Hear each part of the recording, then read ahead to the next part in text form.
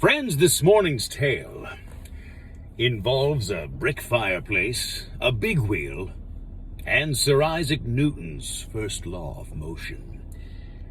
This discussion came up yesterday when an unfortunate close-up of my forehead was shown on the television.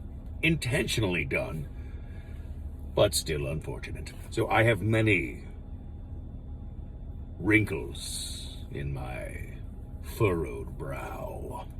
But I also, if you look very closely, and you can't see it here because the lighting is terrible and my phone is old, but I also have a scar right in this area. Not in the shape of a lightning bolt, not Harry Potter style, if you will, but a scar that I received very early in life nonetheless. I will tell you how I received that scar. Now, we were in the first home that I ever lived in as a child. It was on Anaconda. That was the name of the street, Anaconda. By the way, my first pet's name was a dog named Sniffer, meaning if you ever play that one game where you ask someone, hey, combine the first pet you ever owned with the street name of the first house you ever lived in, I get Sniffer Anaconda, which means I never lose that game. But I digress. We were in the home, late 70s. I was maybe 3-ish, 4, tops. So I know more of this tale told to me than I actually remember it myself. Not just because I was so young, but because I was likely concussed in the aftermath. I was standing behind my older brother on a big wheel.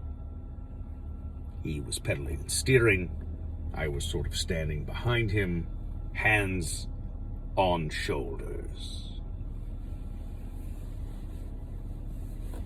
The brake on the big wheel. Do you remember the brake? The side brake? Sometimes it worked, sometimes it didn't. On this day, it was like the most advanced anti-lock braking system. For after my older brother had picked up a certain amount of speed, and I don't think he was necessarily trying to send me sailing through the air, but he hit the brake, and an object in motion will remain in motion unless acted upon by an outside force. I was in motion, and I remained in motion. As the big wheel halted, I continued. My destination would be a brick fireplace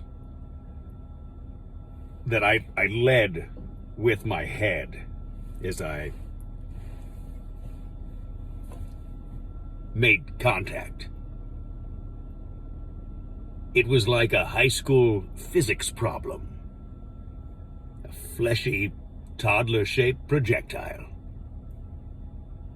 on course for a brick fireplace. Anyway, that's how I got that little scar right there.